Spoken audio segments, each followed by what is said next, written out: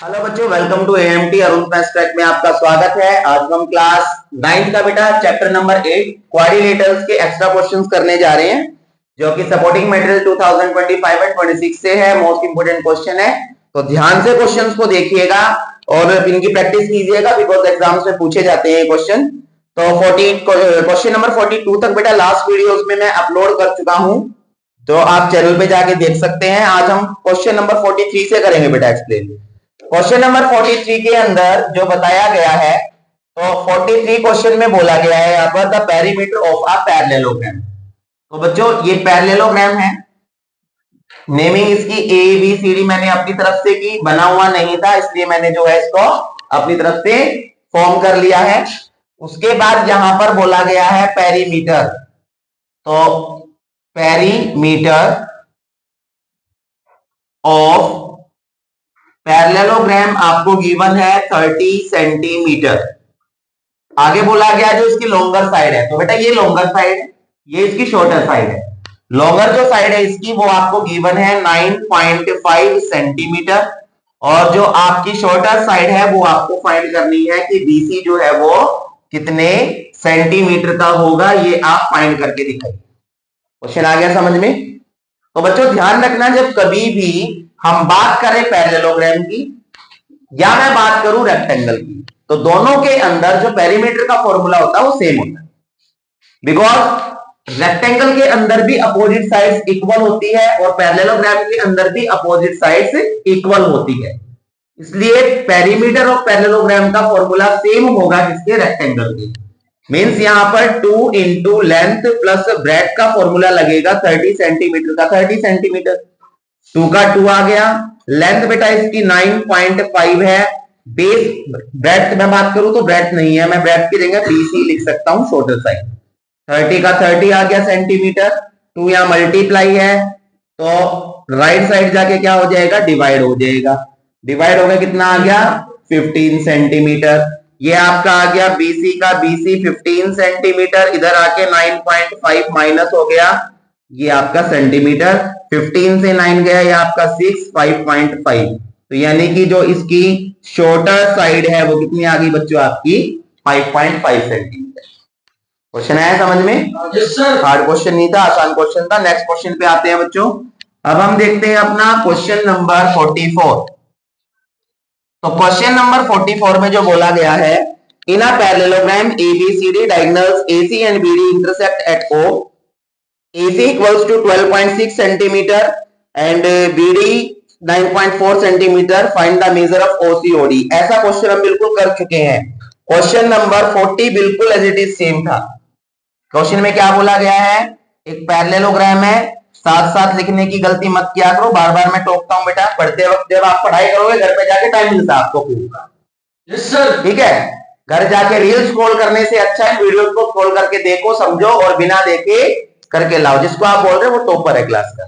हाँ, आप अगर आसपास बोल सकते हो और बहुत फ्रेंड्स है आपके। तो सामने ध्यान दीजिए, ए बी सी डी, यहां पर AC एंड BD। तो AC जो है बच्चों आपको गिवन है क्वेश्चन के अंदर कितना, 12.6 सेंटीमीटर, और बेटा जो BD है, BD आपको गिवन है क्वेश्चन के अंदर कितना, 9.4 सेंटीमीटर। और यहां पर ये दोनों एक दूसरे को किस पे कट करते हैं, डायगोनल्स O पर कट करते हैं, क्वेश्चन में बोला गया है।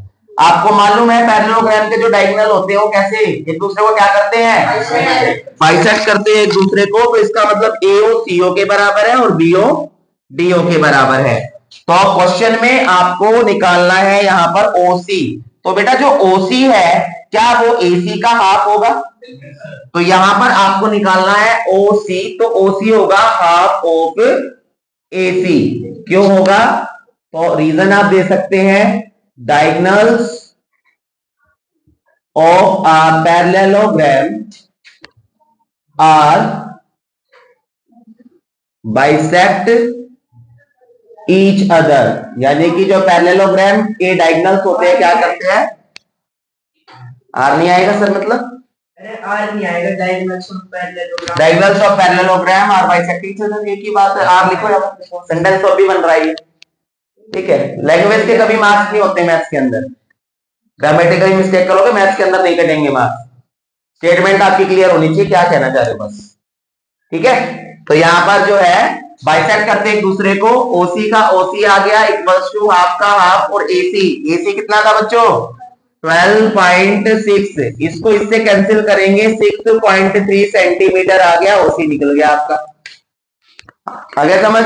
अब ऐसे ही आपको दूसरा जो पूछा गया बच्चों, आपसे पूछा गया ओडी, तो ओडी जो है वो बीडी का हाफ है, तो यहां पर ओडी अगर आपको निकालना है तो हाफ ऑफ बीडी होगा।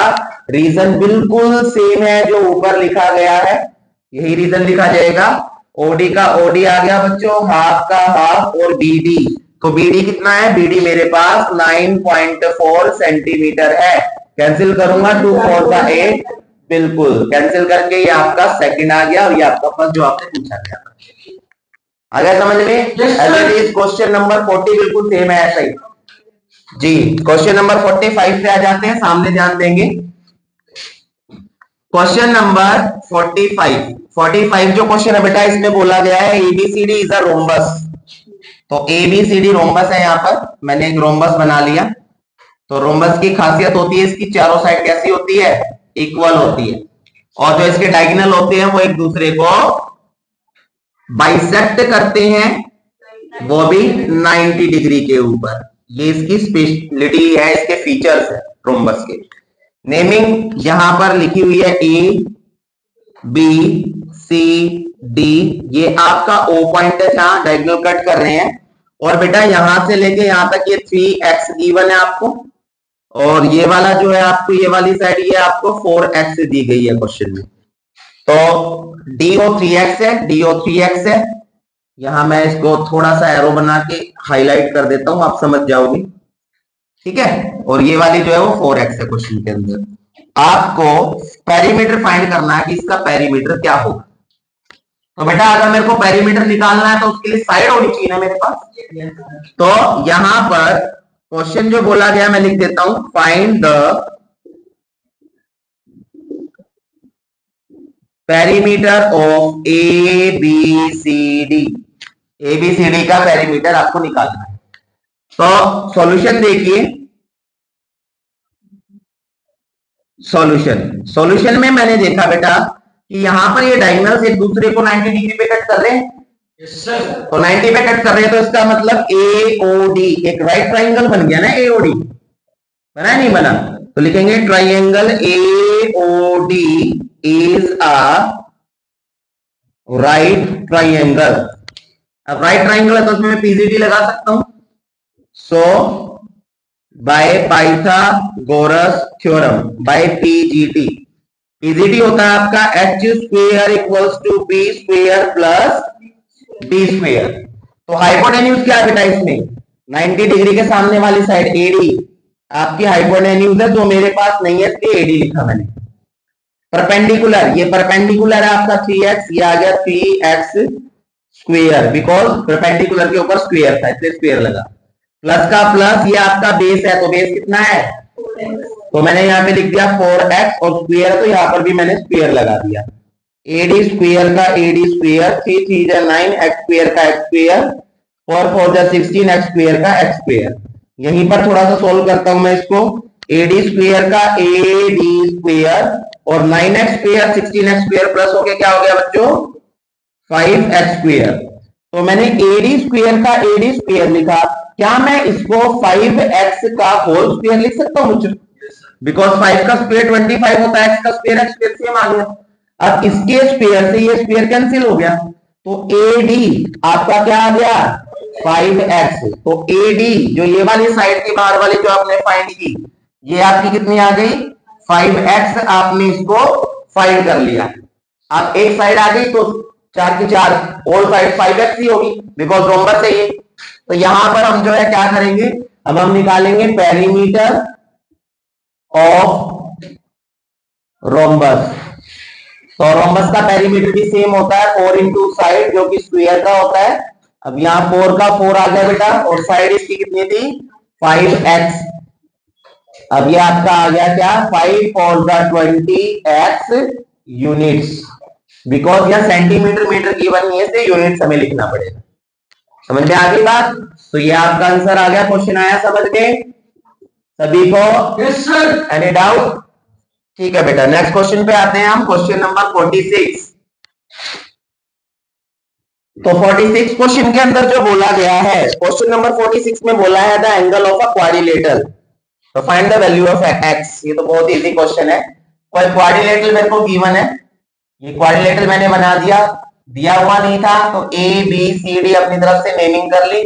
यहाँ पर बेटा जो ए एंगल है वो आपका x प्लस 20 गिवन है, बी एंगल जो है वो आपका x माइनस 20 गिवन है, जो सी एंगल है वो आपका 2x प्लस 5 गिवन है, और जो डी एंगल है बच्चों वो आपका 2x माइनस 5 गिवन है।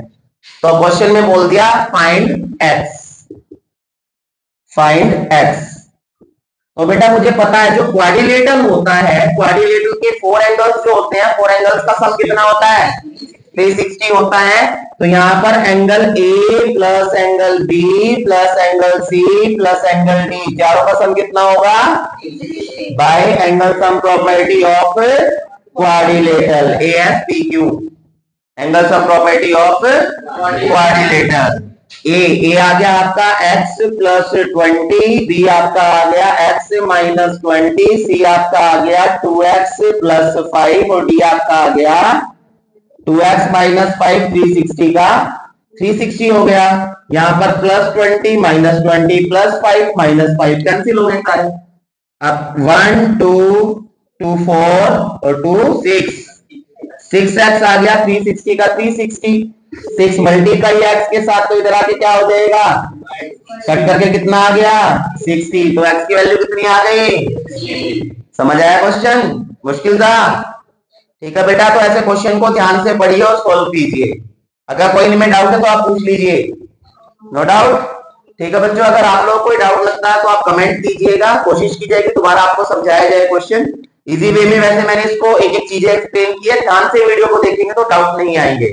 और ये क्वेश्चन जो आप लोग के लिए किए जा रहे हैं, इनको लाइक कीजिए, शेयर कीजिए, सब्सक्राइब कीजिए चैनल को, साथ ही साथ बेल आइकन को ऑन कीजिए, ताकि ऐसे मोस्ट इंपोर्टेंट क्वेश्चन आप तक पहुंचते रहे और आपके माइंड में कोई भी डाउट ना हो before the final examination. Thank you so much.